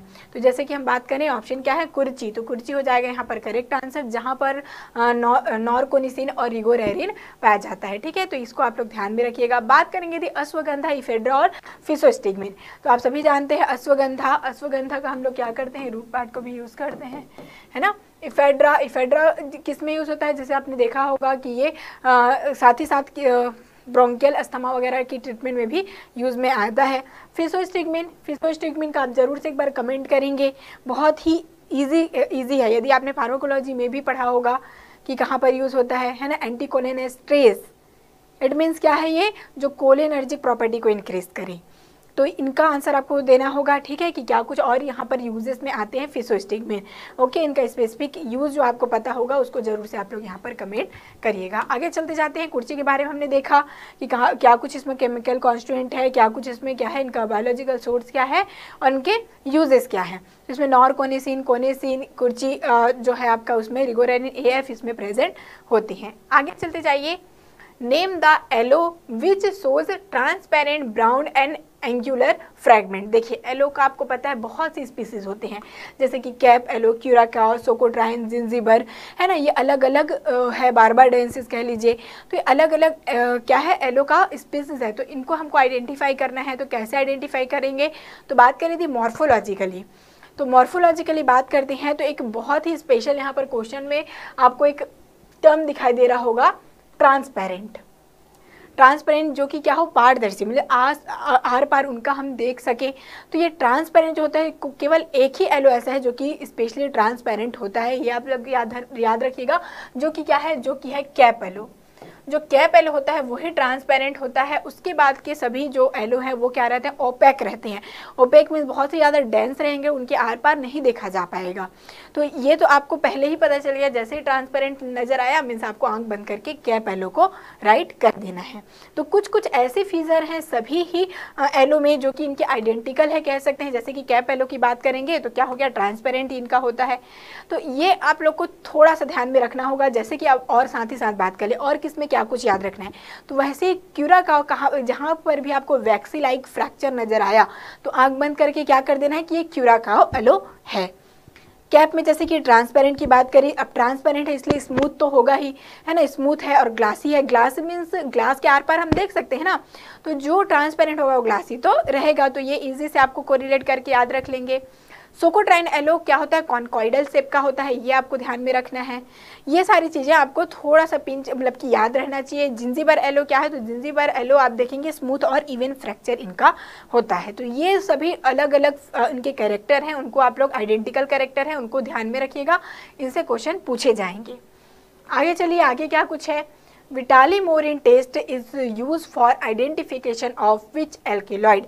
विटालीमोरिन जो टेस्ट है वो किस चीज़ के आइडेंटिफिकेशन के लिए किया जाता है, कौन से एल्केलॉइड के आइडेंटिफिकेशन के लिए करते हैं। क्या कुछ है, इंडोल दिया है, प्यूरिन है, पैराजोलिन है और ट्रोपिन है। तो विटालीमोरिन जो टेस्ट है वो स्पेसिफिक होता है किसके लिए, ट्रोपिन एल्केलॉइड्स के लिए, जिसके लिए मैंने आपको एक ट्रिक भी बताया था प्रीवियस क्लास में कि ट्रोपिन एल्केलॉइड को कैसे याद रखेंगे। तो BDS कॉलेज में क्या था, DCA की पढ़ाई हो रही थी। ठीक है, DCA की पढ़ाई होती है, ऐसे करके आपको याद रखना है। B से क्या कुछ याद रहेगा, तो बेलाडोना, ठीक है, बेलाडोना याद रखना है। D से धतूरा, ठीक है। S से क्या, स्ट्रामोनियम, ये आपको याद रखना था। D से दुबोशिया, C से कोका, ठीक है। तो ये सारे क्या हैं आपके, ये होते हैं ट्रोपिन एल्केलॉइड्स। ओके, जिनके लिए क्या किया जाता है, विटालीमोरिन टेस्ट हम लगाते हैं इनके आइडेंटिफिकेशन के लिए। ये आपको ध्यान में रखना होगा, ये बहुत ही इंपॉर्टेंट टर्म है। जब कभी भी ट्रोपिन एल्केलॉइड की बात आए तो आपको क्या कुछ याद रखना है कि इनके लिए विटालीमोरिन टेस्ट किया जाता है, और ये होते हैं सोलेनेसी फैमिली के, एक्सेप्ट कोका। ठीक है। कोका क्या होता है, इरिथ्रोजाइलेसी फैमिली से बिलोंग करता है, और रही बात और दूसरे जितने भी ट्रोपिन एल्कोलाइड हैं वो सोलेनेसी फैमिली से बिलोंग ये करते हैं।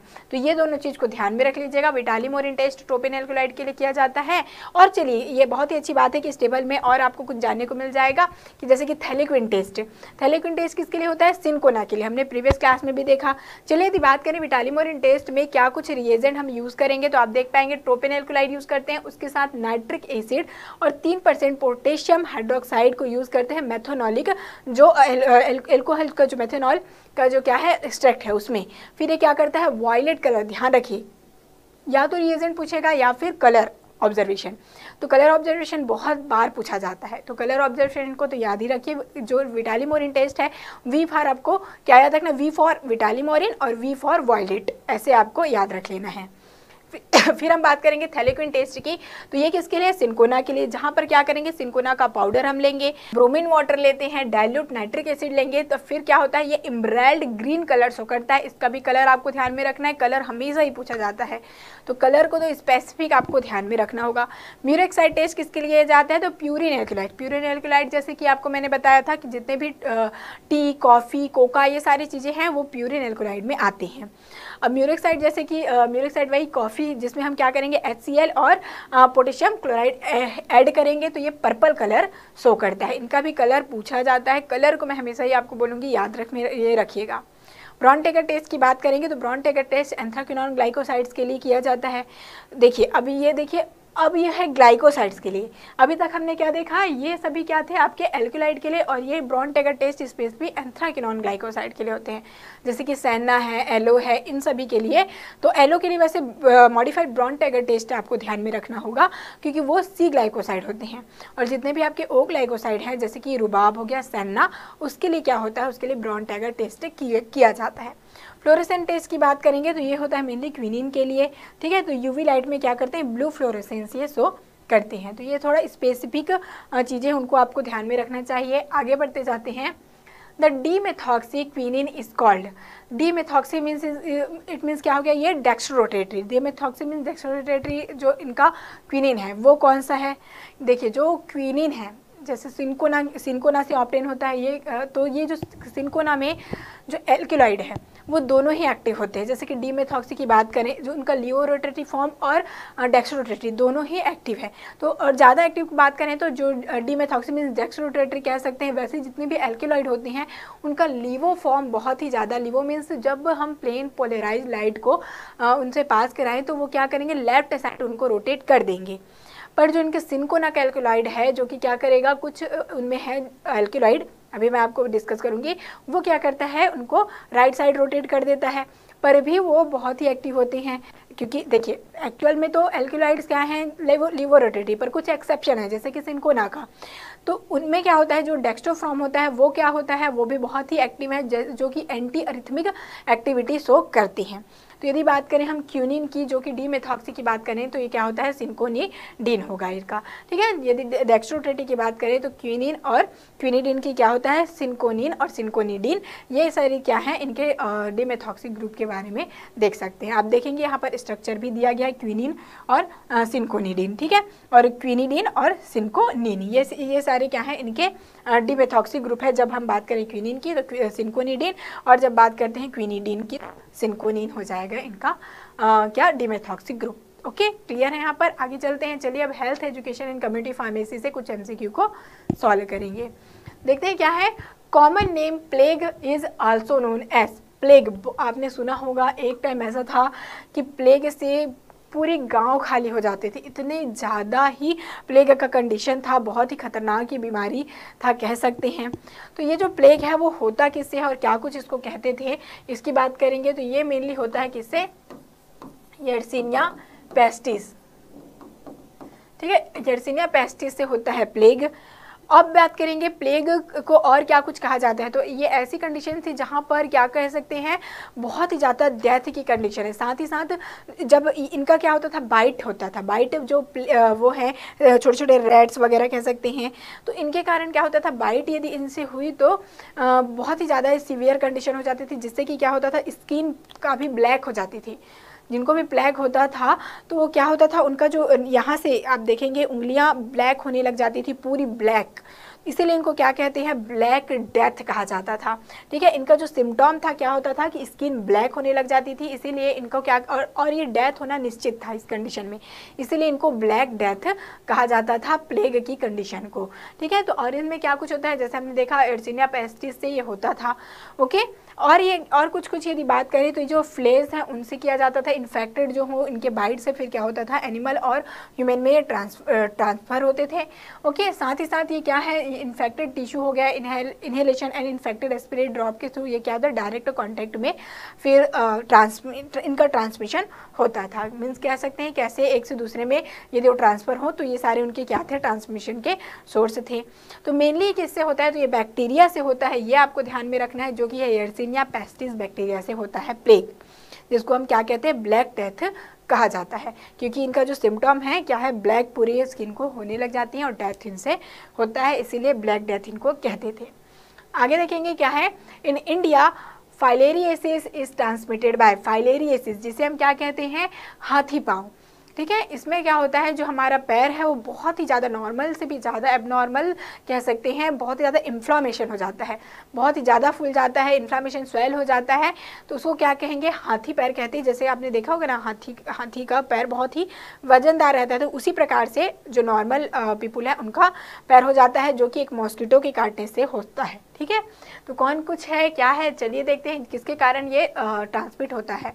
तो दिया गया क्यूलेक्स फैटिसिस, एडियस इजिप्टी, एनाफिलिस क्यूलिसिफेसी और मॉस्का डोमेस्टिका। तो ये किससे होता है, ये मेनली क्यूलेक्स फैटिसी से होता है, इंडिया की बात करें तो। ठीक है, इंडिया स्पेशली यहाँ पर दिया गया है। क्यूलेक्स फैटिसीज क्या है, एक मॉस्किटो है।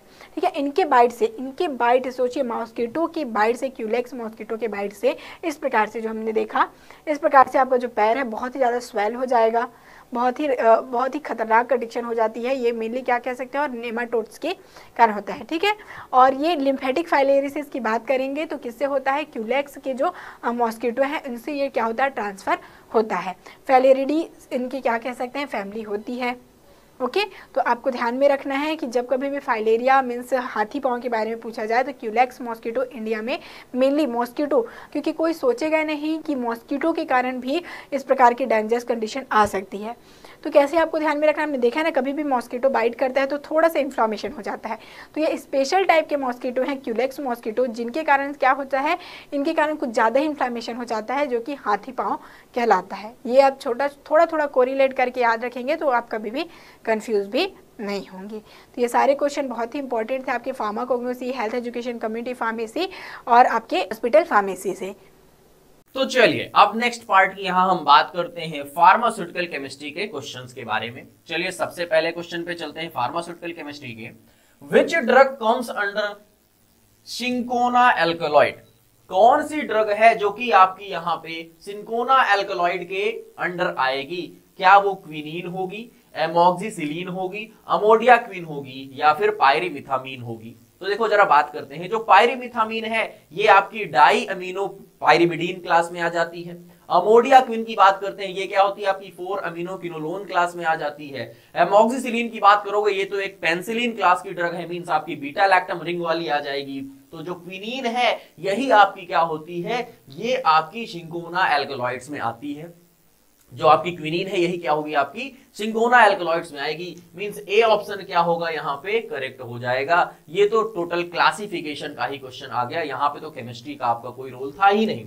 तो आपका यहाँ देखो जरा 4 अमीनो किलोलोन्स की बात करोगे तो आपकी अमोडियाक्विन आ जाएगी, क्लोरोक्विन आ जाएगी, पाइपराक्विन आ जाएगी। इसी तरह आपके सारे जो भी दिए गए हुए हैं 8 अमीनो किलोलोन्स में आपका हो गया, एक्रिडीन में आपका बिगवानाइट। तो ये आपकी क्लासिफिकेशन की टेबल है, इसका जरूर एक स्क्रीनशॉट रख के आपको यहाँ पे जरूर से जरूर इसको देखते रहना है। चलिए तब तक हम चलते हैं नेक्स्ट क्वेश्चन पे। नेक्स्ट क्वेश्चन क्या है, कैलामाइन इज, जो कैलामाइन होती है ये आपका क्या होता है? बेसिक जिंक ऑक्साइड है, बेसिक जिंक सल्फेट है, बेसिक जिंक कार्बोनेट है या फिर बेसिक जिंक हाइड्रोक्साइड का मिक्सचर होता है। कैलामाइन की बात करते हो तो कैलामाइन एक्चुअली 2 चीजों से मिलकर के बना हुआ होता है, जिंक ऑक्साइड और साथ साथ में आयरन ऑक्साइड। आयरन ऑक्साइड जो होता है ये आयरन ऑक्साइड क्या करता है, यहाँ पे इसको पिंक कलर देता है। इसका काम है यहाँ पे पिंक कलर देना, और ये बहुत ही माइन्यूट मींस 0.5% का यहाँ पे इसका कंपोजिशन होता है। सो कैलामाइन यहाँ पे बेसिकली होता क्या है आपका बेसिक जिंक ऑक्साइड, यहाँ पे मींस ए ऑप्शन क्या होगा आपका करेक्ट हो जाएगा। ए ऑप्शन ही क्या होगा यहाँ पे आपका करेक्ट हो जाएगा। Calamine is used to relieve the itching, pain and discomfort of minor skin irritations such as those caused by poison ivy, poison oak and poison sumac. इसके अलावा इसके यूजेस की बात करें तो देखो ये एस्ट्रिंजेंट, एंटीसेप्टिक, आपका इसके साथ साथ प्रोटेक्टेंट फॉर द स्किन, ये सारे इसके अंदर क्या होते हैं प्रॉपर्टीज होती हैं जिसके लिए आप इसका यूज करते हैं। नेक्स्ट क्वेश्चन है आपका limit test are conducted to, जो आप लिमिट टेस्ट करते हैं उसका क्या पर्पस होता है। डिटेक्ट द प्रेजेंस और absence of impurities, quantify the impurities, differentiate the impurities और रिएक्ट विद इंप्योरिटीज। देखो लिमिट टेस्ट की जब बात करते हो आप तो बेसिकली इसका क्या होता है रोल, ये आपका किसी एक टेस्ट सैंपल में अमाउंट ऑफ इम्प्योर सब्सटेंस को आप यहाँ पे क्या करते हैं, यहाँ पे उसको देखते हैं कि क्या आपका इसमें जो इंप्योरिटीज हैं वो सुटेबल है, क्या वो सुटेबल है आपका कि आप उसको फार्मास्यूटिकल प्रिपरेशंस के लिए यूज कर सके उस सैंपल को, उस टेस्ट सैंपल को। तो इसीलिए हम क्या करते हैं बेसिकली ये आपका सिर्फ डिटेक्ट करता है प्रेजेंस और एब्सेंस ऑफ इंप्योरिटीज को, वहां पे कितनी आपकी उसकी इंप्योरिटी प्रेजेंट है, क्या उसमें इंप्योरिटी है या नहीं। ए ऑप्शन आपका क्या होगा यहाँ पे बेसिकली इसका करेक्ट आंसर हो जाएगा, सिर्फ और सिर्फ डिटेक्शन के लिए यूज किया जाता है। Limit test is generally carried out to determine the inorganic impurities present in the compound like chloride हो गया, इसके बाद आप बात करते हो सल्फेट हो गए, इसके अलावा हैवी मेटल्स आपके यहाँ पे आते हैं, हैवी मेटल्स के लिए आप इसका यूज करते हैं, आर्सेनिक के लिए यूज करते हैं, बिस्मथ के लिए यूज करते हैं, तो आपका यहाँ पे हो जाता है। नेक्स्ट क्वेश्चन देखो क्या है आपका, मेबेंडाजोल कंटेन्स द, जो मेबेंडाजोल होती है वह आपका क्या आपने उसमें होता है, इमिडाजोलिडोन, आपका इमिडाजोलिडीन डाइओन न्यूक्लियस होता है, क्विनोलिन न्यूक्लियस होता है, आइसोक्विनोलिन न्यूक्लियस होता है, या फिर बेंजीमिडाजोल न्यूक्लियस होता है। देखो बात हो रही है मेबेंडाजोल की, तो मेबेंडाजोल में आपका क्या होता है, यहाँ पाया जाता है आपका बेंजीमिडाजोल न्यूक्लियस होता है, यहाँ पे क्या होता है बेंजीमिडाजोल न्यूक्लियस पाया जाता है, बेंजीमिडाजोल न्यूक्लियस पाया जाता है आपका, ये होती है क्या बेंजीमिडाजोल का आपका रिंग, यहाँ पे डबल बॉन्ड है, ये सिर्फ डबल ही है, नाइट्रोजन, ये क्या है देखो यहाँ पे आपका इमिडाजोल रिंग है ये NN, और यहाँ पे क्या है आपकी बेंजीन है, सो आपका ये क्या होती है बेंजीमिडाजोल न्यूक्लियस हो जाता है। आइसोक्विनोलिन न्यूक्लियस की बात करते हो तो यहाँ पे क्या होता है, एक होती है बेंजीन रिंग, इसके साथ होता है आपका ये नाइट्रोजन कंटेनिंग रिंग, तो ये क्या हो गई आपकी आइसोक्विनोलिन हो जाती है। क्विनोलिन न्यूक्लियस की बात करते हैं तो क्विनोलिन में क्या होता है आपका एक पायरिडीन रिंग फ्यूज होती है एक बेंजीन रिंग के साथ में, बेंजोपायरिडीन हो गई। इमिडाजोलिडीन डाइओन जो होता है, इमिडाजोलिडीन डाइओन में आपके क्या हो जाएगा आपका वहां पर कीटोन ग्रुप लग जाएंगे इमिडाजोल रिंग में, तो आपका क्या होता है हमने बोला डी ऑप्शन क्या हो जाएगा यहाँ पे करेक्ट हो जाएगा, ठीक है ना, करेक्ट हो जाएगा, डी ऑप्शन आपका करेक्ट हो गया। देखो यहाँ पे ये रहा हमारे पास में बेंजीमिडाजोल रिंग हो गई, यहाँ पे इमिडाजोलिडीन डाइओन हो गई आपका, यहाँ पे क्विनोलिन हो गई आपका, आइसोक्विनोलिन हो गई और बेंजीमिडाजोल आपकी हो गई। नेक्स्ट चलते हैं अभी बायोकेमिस्ट्री के क्वेश्चंस के बारे में। पहला क्वेश्चन क्या है देखो, अब मोनोसैकेराइड इज, जो मोनोसैकेराइड होता है ये क्या होते हैं, इनमें से कौन सा है जो मोनोसैकेराइड का एग्जांपल है, लैक्टोज, सुक्रोज, राइबोज या फिर आपका माल्टोज। तो देखो आप लैक्टोज की बात करो, सुक्रोज की बात करो या माल्टोज की बात करो, ये सभी क्या होते हैं आपके डाइसैकेराइड्स होते हैं, ये आपके क्या होते हैं डाइसैकेराइड्स में आते हैं, डाइसैकेराइड्स में आते हैं। लेकिन ये जो राइबोज है, राइबोज क्या होता है, यह एक मोनोसैकेराइड का एग्जांपल होता है आपका, यह तो एक मोनोसैकेराइड है और बेसिकली आपका 5 कार्बन आपका यहाँ पे प्रेजेंट होते हैं, मीन से आपका पेंटोज का एग्जांपल हुआ करता है राइबोज जो होता है, यह आपका एक मोनोसैकेराइड है। सी ऑप्शन क्या होगा आपका यहाँ पे करेक्ट हो जाएगा, सी ऑप्शन क्या होगा आपका यहाँ पे करेक्ट हो जाएगा। राइबोज हो गया, एराबिनोज हो गया, जाइलोज हो गया, ये सभी क्या होते हैं आपके मोनोसैकेराइड्स होते हैं। तो देखो जरा मोनोसैकेराइड्स में ट्राइओज में आपके ग्लिसरल्डिहाइड हो गया, टेट्रोज में आपके एरिथ्रोज एरिथ्रोलियोज हो जाता है, पेंटोज में आप बात करते हैं तो आपके राइबोज रेबुलोज हो जाता है, डीऑक्सीराइबोज हो जाता है, जाइलुलोज जाइलुलोज आपके यहाँ पे है, जाइलोज और जाइलुलोज हो जाते हैं। हेक्सोज में आपको पता है आपके ग्लूकोज वगैरह आ जाते हैं, तो आपके क्या हो गया यहाँ पे डाइसैकेराइड्स में देखो सुक्रोज, लैक्टोज, माल्टोज आ गए, तो इसको भी जरूर एक बार आप लोग देखिएगा, आपके लिए इंपॉर्टेंट है ये भी। नेक्स्ट क्वेश्चन देखते हैं, पहला क्या है, who is the first to introduce biochemistry. Biochemistry सबसे पहली बार किसने वर्ड यूज किया था? तो कार्ल न्यूबर्ग हो गए आपके, होरेस वेल्स हो गए, गार्डनर क्विंसी हो गए आपके, या फिर विलियम टी.जी. मॉर्टन हो गए। तो देखो आप अगर देखो जो विलियम टी.जी. मॉर्टन है, इन्होंने सबसे पहली बार ईथर्स का यूज किया था। ईथर का यूज किया था फॉर डेंटिस्ट्री। डेंटिस्ट्री में आपका इन्होंने ईथर का यूज किया as a anaesthetic agent. Anaesthetic agent के तौर पे आपने विलियम टी.जी. मॉर्टन ने सबसे पहली बार यूज किया हुआ था। गार्डनर क्विंसी कोल्टन की बात करो और होरेस वेल्स की बात करो, इन दोनों लोगों ने क्या किया था? तो इन्होंने सबसे पहली बार नाइट्रस ऑक्साइड को N2O को यूज किया हुआ था। किसके लिए? इन्होंने यूज किया हुआ था आपके लाफिंग गैस का यूज किया था डेंटिस्ट्री में एज अ एनेस्थेटिक एजेंट के तौर पे। जो कार्ल न्यूबर्ग हैं, इन्होंने सबसे पहली बार क्या किया था? बायोकेमिस्ट्री वर्ड यहाँ पे कॉइन किया हुआ था। सो ए ऑप्शन क्या होगा आपका यहाँ पे? करेक्ट हो जाएगा। ए ऑप्शन क्या होगा यहाँ पे? करेक्ट हो जाएगा। कार्ल न्यूबर्ग हो जाएंगे यहाँ पे बायोकेमिस्ट्री को सबसे पहली बार बताने वाले। इन्होंने बोला था biochemistry is the chemistry of living cell. Next question है आपका, fat soluble vitamins are. Fat soluble vitamins कौन से होते हैं? तो देखो फैट सॉल्युबल में बात करते हो तो आपके ए आ जाएगा, विटामिन ए, डी, ई और के, ये क्या होते हैं? Fat soluble. और जो बी और सी हैं ये होते हैं आपके क्या? Water soluble. तो आपका ए, डी, ई, के क्या है आपके यहाँ पे? फैट सॉल्युबल है। देखो यहाँ पे कहाँ है? ए, डी, ए रहा, ए पहला ही तो ए ऑप्शन दिया हुआ है। बाकी हमने बोला बी और सी जो है B1 हो गए, सभी क्या है आपके? ये तो सभी आपके आ जाते हैं वाटर सॉल्युबल। ये तो आपके क्या है? वाटर सॉल्युबल है, वाटर सॉल्युबल। जबकि ए, डी, के क्या होते हैं आपके? ये फैट सॉल्युबल होते हैं। तो आपका ए ऑप्शन क्या होगा? करेक्ट हो जाएगा। ए ऑप्शन आपका क्या होगा? करेक्ट हो जाएगा। विटामिन ए हो जाएगा करेक्ट आपका, ठीक है ना। फैट सॉल्युबल में देखो विटामिन ए, डी, ई, के आ जाते हैं। रेटिनॉल, कोलेकैल्सिफेरॉल हो गया और टोकोफेरॉल हो गया। और हमने बोला विटामिन बी और सी कहां पे है? वाटर सॉल्युबल होते हैं। नेक्स्ट चलते हैं, अगला आपका यहाँ पे जो टॉपिक है वो क्या होता है? Human anatomy and physiology. चलिए इनके क्वेश्चंस को देखते हैं। पहला क्वेश्चन क्या है? Which of the following is the largest tarsal bone? Largest tarsal bone कौन सा होता है? टार्सल बोन की बात करते हो मींस आप यहाँ पे फुट की बात कर रहे हैं। फुट में आपका टार्सल, मेटाटार्सल्स आते हैं। तो टार्सल में आपके टोटल 5 बोन्स होते हैं। टैलस हो गया, कैल्केनियस हो गया, यहाँ पे कैल्केनियस, नेक्स्ट आपका क्यूबॉइड हो गया और नाविकुलर हो गया। तो आपको बताना है इसमें से कौन सा है जो कि सबसे लार्जेस्ट होता है। तो देखो जो आपका कैल्केनियस है यही क्या होता है? सबसे बड़ा होता है। कैल्केनियस के बाद आपका टैलस आता है। सो बी ऑप्शन यहाँ पे क्या होगा आपका? करेक्ट हो जाएगा। बी ऑप्शन क्या होगा आपका? करेक्ट हो जाएगा। देखो जरा यहाँ पे हमने बोला ये आपका है क्या? टार्सल का पोर्शन। टार्सल में आप देख रहे हो कैल्केनियस ये वाली बोन हो गई, टैलस आपकी येलो वाली है, नाविकुलर ब्लू वाली हो गई येलो, आपका क्यूबॉइड हो गई ये आपका ग्रीन वाली पोर्शन, और क्यूनिफॉर्म्स जो है, क्यूनिफॉर्म्स आपकी ये यहाँ पे प्रेजेंट है। तो टोटल 5 बोन से मिलकर के आपका ये टार्सल बनता है। और सबसे बड़ी इसमें से कौन सी होती है? कैल्केनियस आपकी हो जाया करती है, कैल्केनियस आपकी हो जाती है। चलिए नेक्स्ट क्वेश्चन पे चलते हैं। Adipose tissue is an example of dash tissue. किस टिश्यू का एग्जांपल होता है? एडिपोज टिश्यू जो आपका होता है कनेक्टिव टिश्यू में आता है, मसल टिश्यू में आएगा, एपिथेलियल में आएगा या फिर नर्वस में आएगा। तो देखो एडिपोज टिश्यू की बात करते हो तो ये तो आपका एक टाइप का कनेक्टिव टिश्यू ही हुआ करता है। एडिपोज टिश्यू एक कनेक्टिव टिश्यू ही है, तो इसमें तो कुछ आपको ज्यादा सोचना ही नहीं है।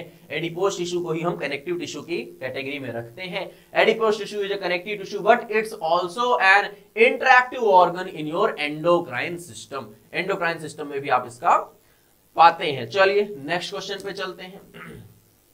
Myocardium is a special muscle tissue found only in the. Myocardium की बात करते हो, मायोकार्डियम, पेरिकार्डियम, एंडोकार्डियम, ये सभी क्या होती हैं आपकी? आपके हार्ट में पाई जाती हैं। ये आपके जो क्या है, ये आपकी मसल्स कहाँ पे पाई जाती हैं? हार्ट में पाई जाती हैं। कार्डियम यहाँ पे लगा हुआ है, कार्डियक आपका यहाँ पे आ जाएगा कार्डियक से, और ये आपका क्या होता है? हार्ट की मसल्स के बारे में बात हो रहा है। तो बी ऑप्शन क्या होगा आपका? करेक्ट हो जाएगा। दैट इज हार्ट के रिलेटेड आप यहाँ पे बात कर रहे हैं। मायोकार्डियम आपका यहाँ पे क्या होता है? एक्सपैंड और कॉन्ट्रैक्शन का रोल करते हैं। नेक्स्ट क्वेश्चन पे चलते हैं। देखो ड्यूडेनम इज सिचुएटेड। जो ड्यूडेनम होता है सबसे पहले तो ये क्या है और कहां सिचुएटेड होता है? तो देखो ड्यूडेनम आपका कहां पे? आपका यह एक स्मॉल इंटेस्टाइन का पोर्शन होता है। जो स्मॉल इंटेस्टाइन होती है आपकी वह कहां पे? वह आपके टोटल 3 पार्ट्स में डिवाइडेड होती है, ड्यूडेनम, जेजुनम और इलियम। तो सबसे अपर पोर्शन जो होता है जो कि स्टमक के साथ डायरेक्ट लगता है वह क्या होता है आपका ड्यूडेनम आ जाता है। सो आपका ड्यूडेनम आपका होता है at the upper most part of the small intestine. Lungs की तो बात ही नहीं कर रहे हैं, ब्रेन की तो बात, ये ब्रेन में और लंग्स में तो पाया ही नहीं जाता। At the tail end of the intestine, तो देखो tail end of the intestine की बात हुई है, लार्ज या स्मॉल की नहीं बात हुई है, ना तो लार्ज की बात हुई ना तो स्मॉल की बात हुई। तो आपका स्मॉल इंटेस्टाइन का सबसे अपर मोस्ट पार्ट में ही क्या होता है उसको हम बोलते हैं ड्यूडेनम बोलते हैं। तो आपका ए ऑप्शन क्या होगा यहाँ पे करेक्ट हो जाएगा, ए ऑप्शन ही आपका करेक्ट हो जाएगा। ड्यूडेनल आपका देखो सबसे ऊपर जो कि स्टमक की कनेक्टिविटी से जो डायरेक्ट लगा हुआ होता है। नेक्स्ट क्वेश्चन देखिए क्या है आपका, number of spinal nerves in humans is, humans में जो स्पाइनल नर्व्स होती हैं वह टोटल कितनी होती हैं? 31, 62, 33 और 66। तो देखो आप बात करते हो स्पाइनल नर्व्स की, तो टोटल आप पहले देखो, सबसे पहले आपकी सर्वाइकल्स आ जाती हैं, सर्वाइकल, फिर आपकी क्या आती है, नेक्स्ट आपका आती है थोरैसिक, थोरैसिक आ गई, फिर आपकी आती है लंबर, और लंबर के बाद क्या आती है आपकी, नेक्स्ट आती है आपकी सैक्रल, और नेक्स्ट आपकी आती है कॉकिजियल, कॉकिजियल आ जाती है। सर्वाइकल आपकी टोटल 7 होती हैं, थोरैसिक की बात करते हो ये 12 होती है, लंबर की बात करते हो ये आपकी 5 होती है, सैक्रल 5 का फ्यूज्ड होता है, 5 क्या होती है यहाँ पे फ्यूज्ड होती हैं लेकिन 5 होती हैं, कॉकिजियल आपकी 1 होती है। तो ये हो गए आपके क्या, देखो ये आपके हो गए टोटल यहाँ पे जो आपके क्या होते हैं यहाँ पे स्पाइन्स है, ये आपके स्पाइन्स हो गए। अब बात पूछी गई है आपसे स्पाइनल नर्व्स की, स्पाइन्स तो टोटल कितनी हो गई आप यहां से कैलकुलेट करो, देखो आपकी कितनी हो गई 12, 5, 5, 10, 22, 22 और 8 आपकी 30, तो 30 तो हो गई आपकी स्पाइन्स। नेक्स्ट आप जरा एक बात बताओ, हमसे नर्व्स पूछा गया है ना, तो आपको पता है यहां 7 भले हैं आपकी ये स्पाइन्स लेकिन यहां से 8 निकलती है नर्व्स। थोरैसिक से आपकी 12 हो गई, लंबर से आपकी 5 हो गई, सैक्रल से भी आपकी क्या हो गई 5 हो गई, कॉकिजियल से आपकी 1 हो गई। एक आपकी नर्व्स जो होती है क्या होती है 1 पेयर आपकी यहाँ पे एक्स्ट्रा होती है। सो आप देखो अभी कितनी हो गई, आपका स्पाइन्स आ रही है 30 लेकिन जो स्पाइनल नर्व्स आएंगी वह 31 आएंगी। सो आपका ए ऑप्शन 31 क्या होगा यहाँ पे करेक्ट हो जाएगा। स्पाइन्स और नर्व्स दोनों का आपको बातें यहाँ पे पता होनी चाहिए। तो आपका 31 दैट इज ए ऑप्शन क्या होगा, देखो यहां से करेक्ट हो जाएगा। ए ऑप्शन क्या होगा आपका यहां से करेक्ट आंसर हो जाएगा। टोटल 31 पेयर होती है स्पाइनल नर्व्स की। आप यहां पे देखो ये हो गया आपका क्या, यहां पे वर्टिब्रल कॉलम है और यहाँ पे टोटल वर्टिब्रीज आप यहाँ प्रेजेंट है, स्पाइन्स प्रेजेंट है और नर्व्स भी आपकी यहाँ पे प्रेजेंट है जो कि एक साथ मेंशन किया गया हुआ है। इसको जरूर एक बार आप लोग देखिएगा। तो ये थे डियर आपके क्या आज के इस मॉडल पेपर के क्वेश्चंस। मिलते हैं आप लोगों से नेक्स्ट मॉडल पेपर में कुछ और नए क्वेश्चंस के साथ। Thank you all.